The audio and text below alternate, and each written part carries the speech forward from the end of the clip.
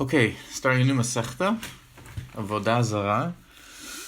It's the only Masechet that I'm aware of that dives right into Agadata. Right? Most of Masechta, the Agadata is scattered all over the place. Avodah Zarah pretty much right away gets into Agadata. So from Daf Bet to Daf Hey or so, it's chock full with Agadata, and also Agadata, it's all over the place with a lot of very important topics. So there'll be a lot of time spent on the Agadata in the first few dapim, and then there's a lot less Agadata later in the Masechet. So we'll see kind of how things go, whatever shiurim we decide to talk about. But we'll be focusing on the initial dapim for I guess a few weeks. So what I want to talk about this week is an Agadata that talks about the end of days, when Bnei Yisrael are vindicated and Hashem in all of His glory appears to mankind. And there's an Agadata that the Gemara talks about, which has a conversation between God and the various nations that have oppressed Bnei Yisrael. And there's a few things about the Agadata that are pretty interesting and kind of troubling, or makes us kind of ask the question, what's it really trying to get at? So we'll read through the Gemara. We'll maybe ask the questions along the way of the things that seem kind of strange. And then we'll look at some Mefarshim, particularly the Chidushei Geonim on the En Yaakov, kind of gives a more kind of a commentary on each section of the Gemara. So we'll use that to elucidate, I guess, pshat in a certain sense of what the Gemara is trying to say. And then we'll see a Maharsha, and we'll see the En Yaakov who quotes a Midrash Tanchuma. We'll see how it all kind of ties together. It'll just a few different topics. At the end, kind of the tension between the idea of free choice and free will, while still being part of this divine plan for history and for humanity. But we'll touch on other things as well. So, without further ado, let's dive into the Gemara. So the Gemara in Avodah Zarah and Daf Ben Amanal says as follows: Darash Rabbi Chanina bar Papa v'tem Rabbi Simlai. לעתיד לבוא מביא הקדוש ברוך הוא ספר תורה ומניחו בחיקו ואומר למי שעסק בה יבוא ויטול שכרו. So in the future, in the end of days, Hashem is going to bring a sefer Torah and hold it close to His chest. Right? Obviously this is a metaphorical. And He will say, anyone who was osek b'Torah, who learned Torah, should come and get his reward. In other words, all the people who toiled in Torah throughout the days before Atid Lavo, now that Atid Lavo has come, let everyone come and make their claims to me about the Torah that they learned, and they can come get their reward. Miyan mikabtzinu ba'in ovdei kochavim be'erbuvia, shne'emar kol hagoyim nikbetzu yachdav v'gomer. So right away, all the nations come as this big mess. Right? Everybody is pushing and shoving each other to come in this big jumbled mess before God, trying to claim their reward. אמר להם הקדוש ברוך הוא, אל תיכנסו לפני בערבוביה, אלא תיכנס כל אומה ואומה וסופריה, שנאמר ויאספו לאומים, ואין לאום אלא מלכות, שנאמר לאום מלאום יאמס. So God says to the nations, right, whoa, everybody relax. I want to see each nation come before me, the heads of each nation, right, kol uma ve'uma, each nation v'sofreha, and its leaders at the heads.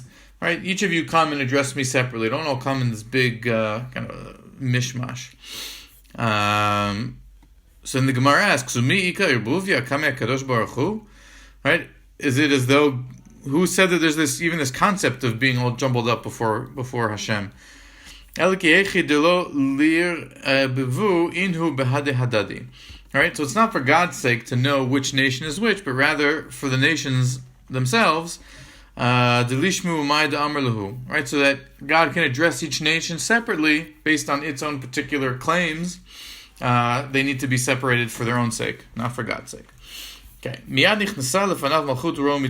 the first nation that comes before God is Rome. My time, because it's important. How do we know Rome is important? Pasuk in Daniel. Okay,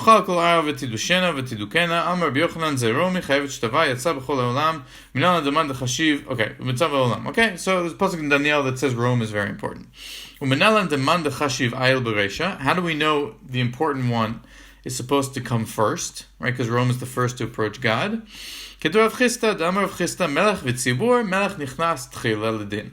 Whenever you have a king and his and his people, the king always goes first. Shneemar, we're told when Shlomo HaMelech was making the Beit HaMikdash and consecrating it, he said, La'asot mishpat avdo, u'mishpat amo Yisrael v'ayom b'yomo. Right? That God should do judgment for his servant. In other words, Shlomo is referring to himself, the king, and then judgment for the people of Israel. So first comes the king, and then come the people. Right? V'taimamai, why do we judge a king before judging all of his people?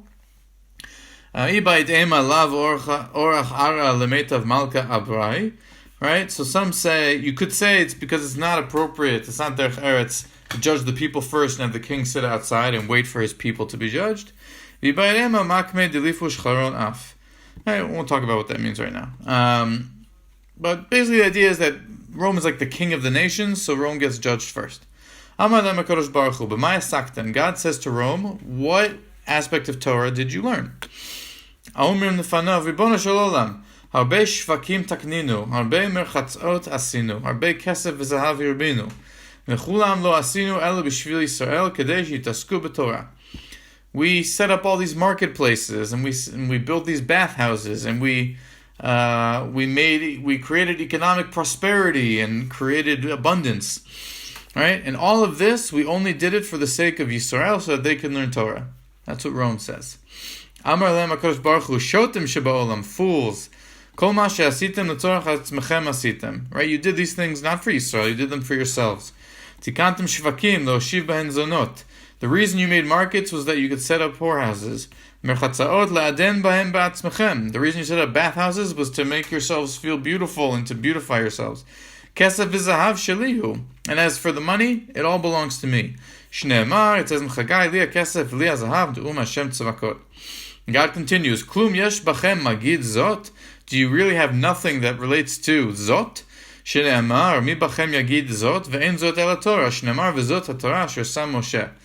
Right? Do you really have nothing to testify in terms of your involvement with zot, where zot is based on this pasuk, and zot we know means Torah.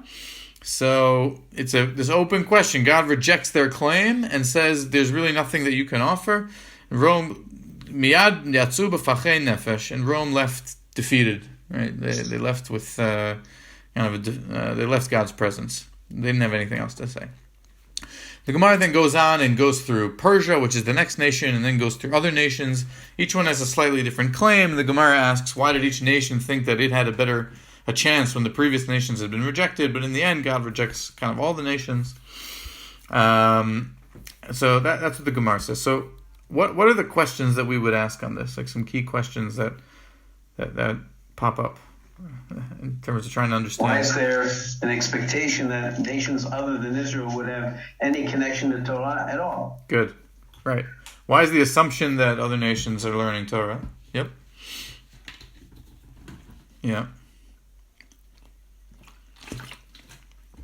I mean, didn't the Romans destroy the Beis HaMikdash?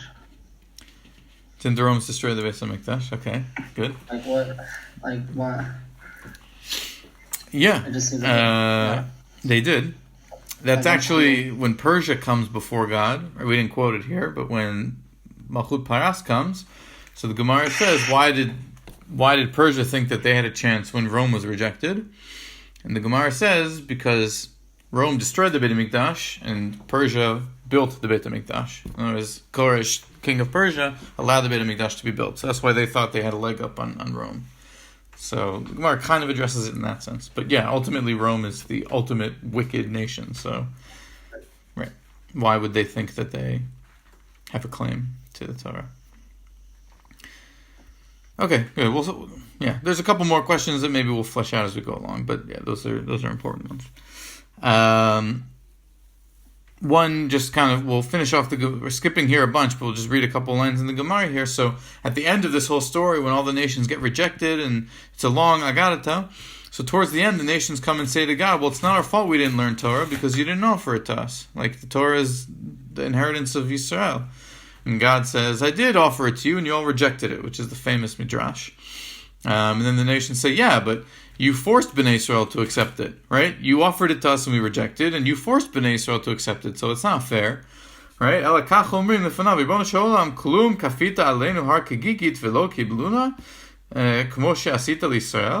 תכתיב, ויתעצבו בתחתית ההר, ואמר עבדים מברכם המלמד שכפה הקדוש ברוך הוא הר כגיגית על ישראל. ואמר להם, אם אתם מקבלים את התורה מוטב, אם לאו, שם תהיה קבורתכם. Right, the famous midrash that God took our Sinai and hovered it over Bnei Israel like a barrel and said, if you accept the Torah, great. If not, this is where you will be buried. So the nations say, if you'd done that to us, it would have been the same thing. We also would have accepted because we didn't have any choice. So what separates us from Bnei Israel, that they are rewarded for learning Torah and we didn't get the opportunity. Okay, so this will also tie into some of the things that we're going to look at in a minute. So just to address the question that was raised about why the nations thought they had any stake in Torah at all, so the Maharsha makes kind of an interesting observation or claim. So he says, if you look at the beginning of the Agadata, so first it says that HaKadosh Baruch Hu took a Sefer Torah and held it close to his chest, and said, whoever came, v'asak ba, who came and learned it, yavo v'tol scharo, should come and accept his reward, and then all the nations came. So the Maharsha says, שבתחילה לא ידעו כי ספר תורת משה הוא בחיקו, אבל כל אומה סבורה כי דתה הוא, ולכך מתקבצים כולם, כי לפי דעת כל אומה דתה הוא אמת. עד אשר יפרש להם הקדוש ברוך הוא, יש בכם מגיד זאת תורת משה, שנאמר וזאת התורה אשר שם משה וגומר. So the Maharsha says the reason the nations initially went to God to claim the reward is because each nation thought that the law that God was holding tight and saying, whoever observed this, come accept your reward, each nation thought it was their own religion or their own laws. And so they went and said, we've been vindicated, and they went before God, only to find out that really the only ones that were actually correct were the Jews. I think this is just an interesting point on how each nation thinks, believes in their own law code and in their own religion and in their own system, and they think that everyone thinks that they're more correct than everybody else, to the point where it can lead to arrogance and being so sure that even in the end of days, as it were, the nations will come and assume that the truth is the truth that they have been professing all this time, only to be disappointed, at least in the eyes of our Midrash. Let's read now the Chidushei Geonim, who gives kind of a commentary on our Gemara. So it's a bit long, but we'll try to kind of go bit by bit and understand the chidushim that he's trying to make. So let's start here. Okay, he says, "V'Hakadosh Baruch Hu tofes sefer Torah b'cheko." So what's the idea behind saying God, grasped the sefer Torah close to his chest? Mashal el hadavar chabiv shemesim la'adam b'cheko. So the idea is just to come and say that it means that the Torah was beloved to God, because things that are beloved, people hold close to their chest. It shows endearment, right? Kamo b'cheko tishkav mishochevet chekecha, which are psukim v'gomer. We have this idea of things that are beloved, which are held close to the chest. V'omer kol mi sheosek b'Torah yavo v'tol scharo. Right, and God comes and says, whoever is osek b'Torah should come and take his sachar. So first note that the Chidushei Geonim says here, kol mi sheosek b'Torah, that God said, whoever learned Torah, come get a schar, which is not what the Maharsha said, right? Because the Maharsha picked up on the fact that it says kol mi sheosek ba, and doesn't specify Torah, and that led the nations to think that perhaps the Torah was really each individual nation's law code. But here the Chidushei Geonim is not going in that direction, and he understands it to mean the Torah. Okay, so what does that mean? Lomar sherachamei Hashem yitbarach al nimtzaav, that God is merciful towards those who were before Him. Shelav dafka yesh matan sachar lelomdei haTorah. Right, it doesn't necessarily mean that God is saying only the people who learn Torah can get a sachar. Ela afilu mi sheosek b'Torah. Dehainu afilu mi, so it's la'asok b'Torah, those who are osek b'Torah, not those who learn Torah. So what does it mean to be osek, to deal with Torah? So it's not just people who learn, who are obviously osek as well, but it's a broader category. So mi sheoseh masau matan ve'esek kol dehu. Right, so it means anyone who did any sort of business is also considered osek. Uchmo shelamdu chazal mi pasuk eitz chaim hi lemachazikim ba. If there's a drasha on the pasuk that we're all familiar with, Eitz Chaim hi lemachazikim ba, is a reference to the Torah. It is a tree of life for anyone who grasps onto it. She'ilu amar Eitz Chaim hi lomdim ba, it should have said it's a tree of life for anyone who learns it. It doesn't say that. Because if it said that, lo הייתה מקומה לעולם. Right? Then the world could never exist. אבל מחזיק כל דהו, יש לו שכר עץ חיים. Right? Anyone who grasps onto Torah has the reward of Eitz Chaim. In other words, even indirectly. So what this means is basically even the people who deal in business which allow Torah to be learnt, it is as though they themselves learn Torah, which is a concept that comes up a lot in Chazal, and probably most famously with Yisachar and Zvulun, that one of them learned all the time and the other one was osek b'pragmatia, dealt with business, and then that allowed the other shevet to learn Torah, and so the schar for learning Torah went to both of them. If you support the learning of Torah financially, then that is also considered as if you yourself are learning Torah. So that's how the Chidushei Gaonim is coming to try to understand the question that's begged from this midrash, which is, and this wasn't something that we talked about. Rome comes before God and says to God, "Oh yeah, we have a schar Torah because we built these bathhouses and these markets and created all of this economic wealth, and we only did it for Yisrael that they should learn Torah." So how does the fact that the Romans built all this stuff translate into Yisrael learning Torah? Like, what does that have to do with anything? Right? There's a disconnect between the Romans' claim of their achievements and the reward that they're trying to take. So the Chidushei Gaonim here is explaining that it's because the Romans' claim is essentially saying, because of all the wealth and we'll see in a minute what exactly about each of those things the Romans claim they did, what about those actually contributed to the Jews being able to learn, but it enabled the Jews to learn Torah, or improved their ability to learn, and that in and of itself is ki'ilu the Romans themselves learned Torah. That's what the Chidushei Gaonim is trying to argue here. So if we continue, so it says, "Uvazeh muvan she'omot chashvu sheyesh lahem esek b'Torah." So in the end of days, it means that the nations, even the Romans, thought that they had some sort of esek, some sort of dealing or shaychut to the Torah. Yisrael lomdim, that the Jews were learning. Ota. Ve'em siba, because they are the reason for it. V'zeu sheta'ana malchut ha'revi'it. And this is the argument of the fourth kingdom, which is Rome. Shekadosh Baruch Hu she'alam b'ma'asaktem. That God asked them, how do you deal with Torah? Which means to say, in what world do you think you have any right to come before me and claim any sort of schar for Torah? Right? It's like, Ephraim, like you said before, the Romans destroyed the Beit HaMikdash. They oppressed the Jews. Where do they get the audacity to come and say that they have a reward that's coming to them for the learning of Torah? It makes no sense. Their argument seems to say that anyone could, I don't know, just like a weird argument. Like, we built the world, so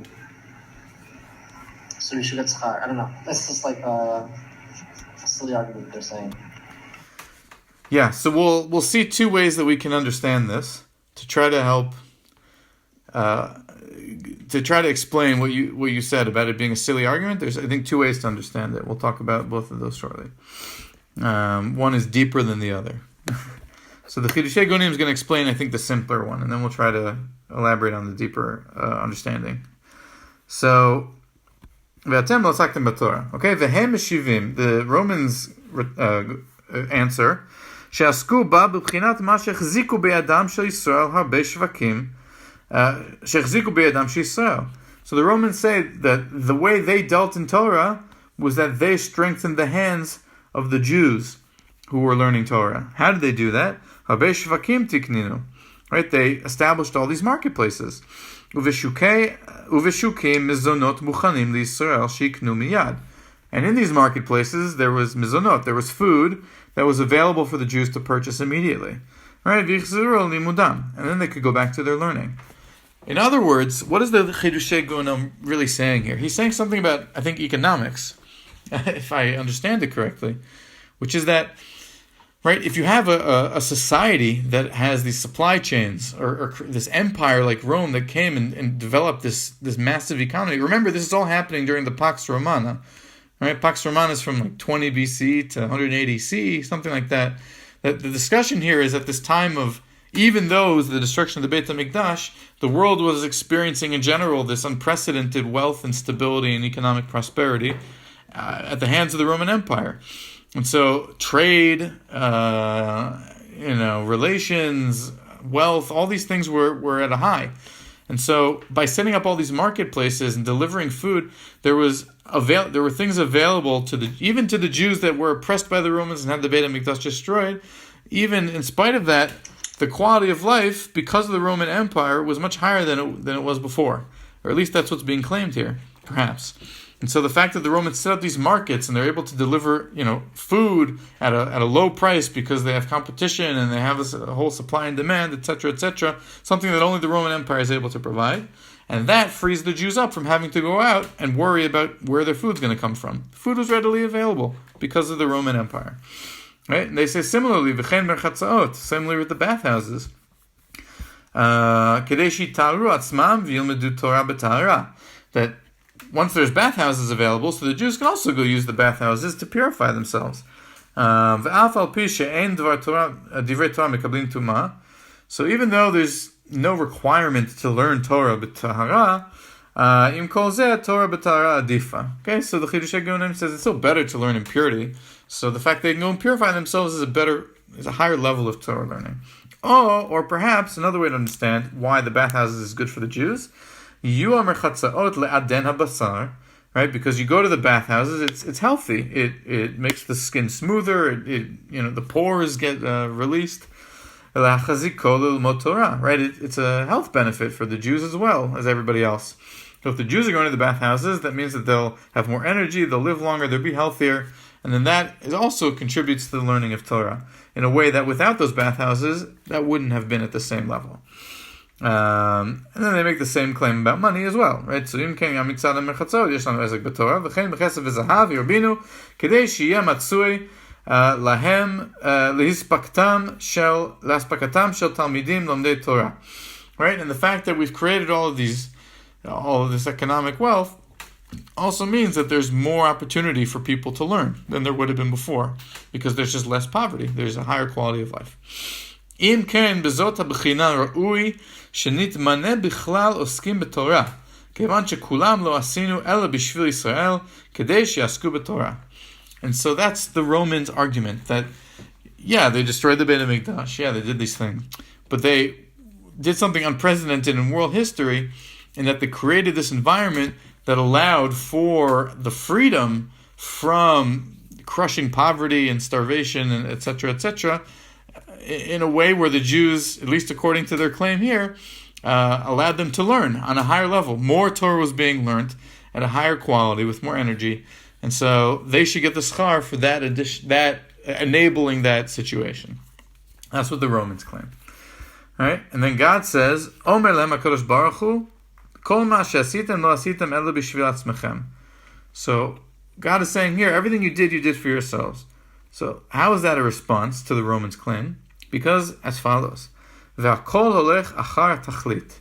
Everything goes after I think tachlit here means intention. V'af al pi she'imashech to'elet. Even though there was a benefit to what you did, even though there was a benefit to making all of these things, ma lahem Yisrael, right, for the Jewish people. In other words, it's true you made these markets and these bathhouses and the money and it benefited the Jews, but batelhu b'miyuto, that is so insignificant compared to all the other things that it represented, right? Kevan shelo kavanatam elav, because you didn't do it for the sake of the Jews, you did it for yourselves, for your own glory, for your own vanity, for your own whatever. Okay, it helped the Jews, but that can't be a reason why you come before me and say, now can we get schar for enabling Torah? Because that wasn't what this was about for you. And the kavanah that you had makes all the difference. The fact that it helped the Jews, that was insignificant. It was this side benefit, perhaps, but that wasn't what it was for. And if you had done it for the right reasons, then you can come to me with a taina and claim that it actually was marbitz Torah ba'olam. V'zeh she'amar lo asitem ela b'shvil. שאז בשעת המעשה לא כוונתם ולא נתתם דעתכם אלא בשביל עצמכם. Because you only did it for yourself, right? אלא שעתה אתם תולים Shebishvil Yisrael asitem, right? It's just that now you are kind of hanging it on the fact that you did it for the Jews. Now in the end of days, when you realize that the Jews are the ultimate, it's all about the Torah and the Jews, now you're hanging it on them. But really everything that you did, it doesn't count towards that. So that's how the Chidushei Gaonim, I think, is answering a couple of the questions that come up in our sugya, right? Number one, why did the Romans think they had any sort of claim? So he comes and explains that. And what exactly was their claim? He explains that. And what was God's response? He attempts to explain that as well. And so he sheds some light on kind of what's really going on, at least on a maybe more pshat level of this Agadah. I want to address a deeper way, perhaps, to understand this, and then close with a Midrash Tanchuma. So, right, Ephraim, you're saying before that their argument seems silly, and even the understanding of the Chidushei Gaonim about how they've created all of this opportunity that the Jews can take advantage of, it explains it, but perhaps it's not really that satisfying. So there's a much deeper way to understand what this Midrash is trying to say, and it touches on the topic of the Shir around the idea of free choice and the destiny for humanity. So if you look, when God responds to Rome, right? Rome said, we did all these things, blah, blah, blah, blah, we did them for the Jews, right? And then God says to them, Amar lehem HaKadosh Baruch Hu, shotim sheba'olam, right? Shotim is fools. What should God have called Rome instead of fools? Like, what would have been a more appropriate way to refer to them? Probably. Liars. Liars, right. Shakranim sheba'olam. What are you talking about? You say you did all this for the Jews? Of course you didn't do it for the Jews. And we know that's what God should have called them, because immediately that's what God says. Everything you did for yourselves, not for the Jews. So he should have called them liars. Why does he call them fools? Because fools would imply that they're telling the truth, just they're still fools, but they're not necessarily lying. So perhaps the idea, and this is, I think it's some Achronim tried to elucidate this idea, is that in truth, Rome was telling the truth, but they didn't know why. And what that means is Rome built all these things, right? They built these bathhouses, they built these markets, they created all this economic wealth.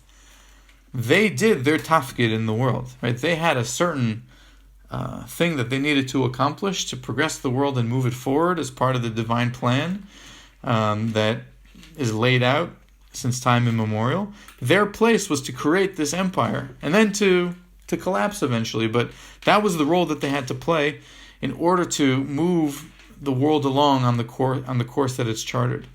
And so, since ultimately the destiny of mankind in the eyes of the Gemara is that eventually B'atid Lavo, God will be revealed in His glory, and the Jews will be vindicated as the Am Segula, so really everything that the Romans did, they actually did do Bishvil Israel. They just didn't know it. In other words, they created all these things that set the stage.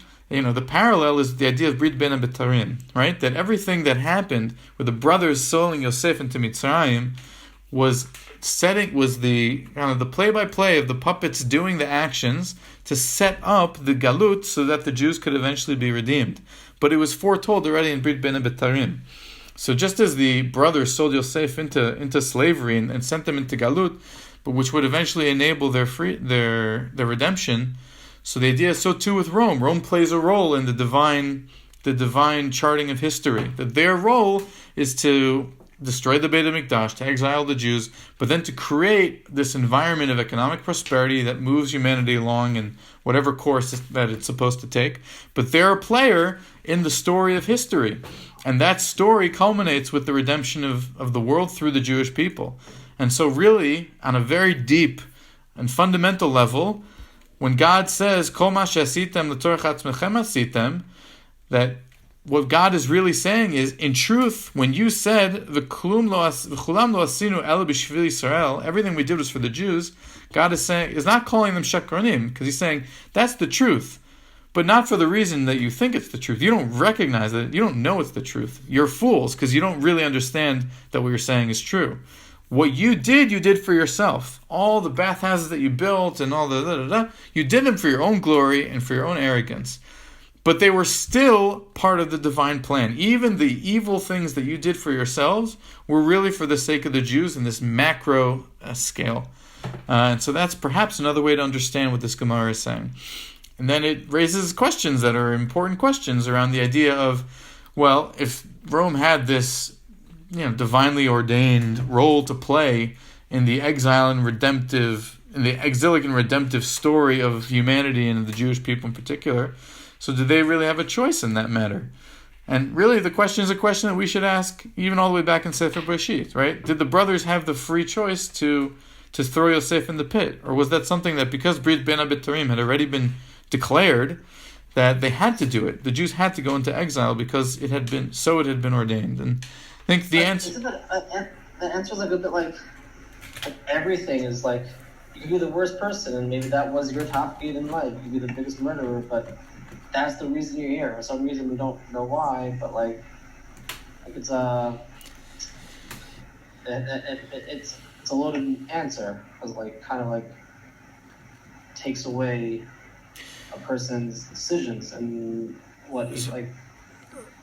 So that's what I think. What I wanted to say, which is that just because someone is fulfilling this larger purpose, that doesn't take away from their own ability to still do those things, and that they should still be held accountable for those things. In other words, God is still angry at the Romans for destroying the Beit HaMikdash, but the destruction of the Beit HaMikdash is a necessary step to lead to the rebuilding of it, when the end of days comes. So it's not as though Rome can say, you can't blame us because you had Brita Ben Abitarim about, history. They're still, they still have to be responsible for their actions, but somehow that's also compatible with this idea that there is this larger picture that is being played out over the course of history. And those two don't contradict. I think it's like a very deep topic. Like you said, it's a loaded question and it's a very deep topic in and of itself. But I'd like to argue that maybe by being hypersensitive to the word shotim here and trying to get a deeper understanding of what this Gemara is trying to say, perhaps it's touching on this very deep point about the interplay between the free will of people who play a role in the exile and redemption of the Jewish people as part of a larger plan, while still having the choice to make the choice that they want to make. And I want to conclude with the continuation of the Gemara, which perhaps talks about something similar, which is the idea that Bnei Yisrael were forced to accept the Torah. Right? That the Kaf Alehem Har Kigigit, that Har Sinai was hovered over the Jews. So if we were forced to accept it, so then why do we get any reward or any punishment for anything having to do with the Torah? Right? What is this Gemara trying to say? So there's a Midrash Tanchuma which explains it as follows. It says, "V'lo kiblu Yisrael et Torah ad shekafa lehem HaKadosh Baruch Hu et hahar kegigit shenemar v'yitatzu b'tachtit hahar." Right, the Jews only accepted the Torah once they were forced into it, at fear of their lives. V'amar Rav Dimi Bar Chama, Amar Lam HaKadosh Baruch Hu Yisrael, im atem mekablim et Torah mutav v'im lav sham tei kvuratchem. Right, the Jews were forced to accept the Torah. V'im tomar, and if you want to say, ala Torah shebichtav kafa lehem et hahar, is this talking about Torah shebichtav, that God forced them to accept it? Va'alo misha she'amar lehen mekablin atem et Torah nu chulam v'amru na'aseh v'nishma. Right, the Jews said, we will do and we will listen. So how do you understand this idea of the kafal lehem har kigiyit if the Jews willingly accepted the Torah even before they heard it? Right, which the Torah itself tells us na'aseh v'nishma. It's in Shemot Perek Chaf Daled. So the answer given is mipnei she'en ba'igi'ah v'tzar v'hi me'at. That when it comes to Torah shebichtav, it does not have that much effort or stress, and it's small. Torah shebichtav. Ela amar lahen ala Torah sheba'al peh. That the idea of kafalem har kikigit is in reference to the oral Torah. Sheyesh ba diktukei mitzvot klalot v'chamurot. That it has all these minute details around mitzvot, simple ones and complicated ones or harsh ones. V'azak hamavet, it's strong like death. V'kasha kishol, and it's difficult and harsh like Sheol. That Torah Sheba'al Peh is tough, unlike Torah Shebichtav, which is not. And the Midrash continues and says, "Lefi she'en lomed ota ela mi she'ohev HaKadosh Baruch Hu v'chol libo, v'chol nafsho, v'chol me'odo. That the only people who learn Torah Shebaal Peh are those who love God with all their heart, their soul, and their might. Shneimar, ve'aftat Hashem Elokecha, b'chol levcha, v'chol nafshecha, v'chol me'odecha, right, from Shema. U'minayin ata lamed she'ena hava zu el lashon Talmud. How do we know that when Shema tells us that you have to love God with your heart, your soul, and your might, it's a reference to love through Torah Shebaal Peh?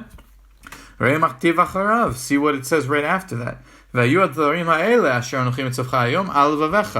These things which I command you and should be on your heart. What are these things? The things in your heart. So just like Tefillah is Avodah Shebalev, Talmud, Torah Shebaal Peh, is also alalev, the dvarim alalev. And so that teaches you that only people who really love God are able to commit to Torah Shebaal Peh. And so Torah Shebaal Peh had to be forced upon the Jews, but Torah Shebichtav they accepted willingly.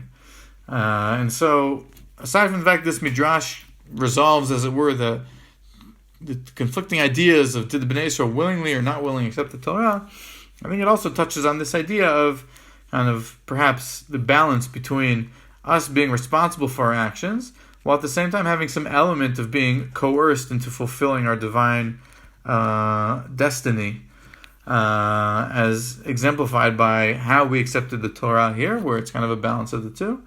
And as we discussed earlier, with the whole idea that the end of days being a fulfillment of destiny, of the Jews being vindicated for all the Torah that they learned, and that everything that on a macro level that the Jews did and that the nations did were all leading and progressing towards the fulfillment of that ultimate end of days.